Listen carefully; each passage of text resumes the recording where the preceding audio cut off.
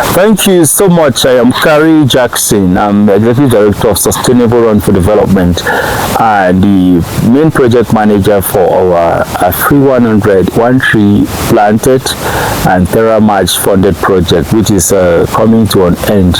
And today we are in the Eco Village, one of the Eco Villages, which is found in Tabikene and Binka, but we're here in Binka and to showcase the result and the impact the project has generated, which is the improvement of this eco village, whereby we are having a lot. We have agroforestry, we are practicing horticulture, we are practicing aquaculture, piggery, we have goat farming and mushroom cultivation, just to name but this. And we are training communities, like over 3,000 people have already benefited from this project, and the eco village is here to stay. And the project is going to be boosted with many activities. Like you see, these are ornamentals that we've already raised and they are already being planted, even aside the project. Gardening, we are equally including the plastic waste management. We're inculcating it into the project, into our agroforestry and market gardening systems, to ensure that the communities, without a project as is elapsing, the communities will continue to benefit from this project. Environmental education is a key aspect, and research, whereby we have welcomed over 5,000 students and pupils who have been trained on all of this: waste management, on horticulture, market gardening, and the agroforestry particularly. These are trees that, though we are doing beating up, we have species here that are still there. After the project, they will be planted with the community members and in other identified water catchment areas. Medicinal plants, look at it, just a 2-year-old neem. This is our 2-year-old neem tree. It's going to be in the 3rd year from August. It's already producing fruits, and we use this to produce our organic pesticides and organic liquid fertilizer, and it's equally a highly medicinal plant, and we are soon going to be processing. That's why we've lined it up in the eco village to ensure sustainability and the control of weed and pests in the whole eco village. We have a garden here. This is a small training plot, a demonstration with okra and so on. And just to tell you that through the agroforestry practice, we've been able to produce our propagators, and through which we are doing plantain multiplication. This is something that the community did not even, they weren't aware about this. And if you look at this, you see how healthy. It's a local species that has been improved, and now communities can access this to produce in large scale. We have market gardening products. You have pepper. This is hot pepper, organically produced. The community loves it, so they have integrated this into their market gardening project. And we equally do grafting, like I told you about agroforestry. We're doing improved grafted and macoded fruit species. Here we have already grafted avocados, which are going to soon be ready for transplanting. Here you can have those that are already doing well. With these community members, students, pupils, they visit for trainings, and These are species that we are still identifying some sites. It's Acacia angustissima, which is ready for planting. We have jacaranda.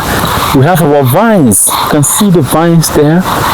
This is to make sure that the place looks habitable, so that every year, every season, you're visiting here, you must go home with something. So this is a turning point in the life of the organization. Vines are necessary. This is a medicinal vine integrated with the fruits, with the Adam fruits, to ensure that even trainees go home with something, and we even market some to ensure that the center keeps breathing. This is still a section, and we have a poultry here to manage.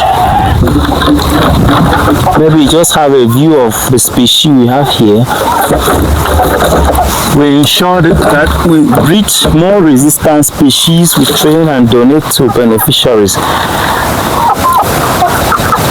So with this, the communities have access to all.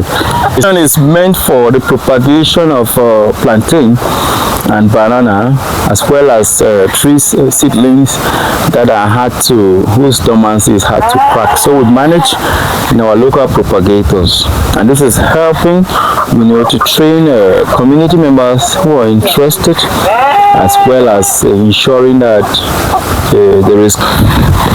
This section is meant to train. It's a nursery for our pigs. The species we have, there are two species here,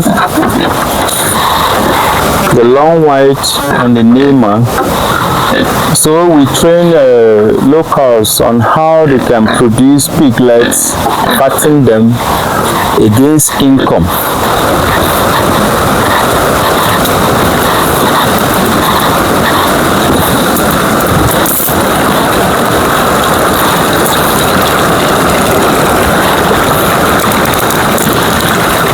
This is our aquaculture section.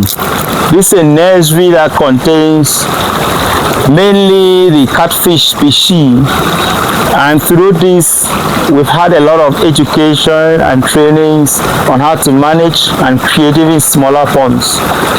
So with these two fish ponds, we have a capacity of producing over 3,000 fingerlings annually, and we have sustained farmers that we train.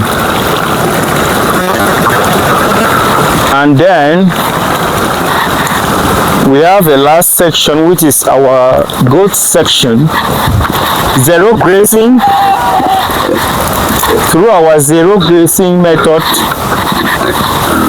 we help ourselves by collecting while feeding the sheep. We're able to have this as a result. Very rich, and we don't need chemicals here. We put on our plants and on the gardens. This is zero grazing method, which we've introduced, and with just this we have already had tons and tons of our droppings, which is helping in fertilizing the whole area. So we are saying that we are grateful to AFR100, to One Tree Planted, and Terra for such a 5-year journey, which has been amazing. And who knows, a lot of more funders are going to be engaging with us. This has given us a limelight, like the fruit that is going to get ripe very soon and we harvest. I'm sure the project is going to scale up to ensure that we reach many more people.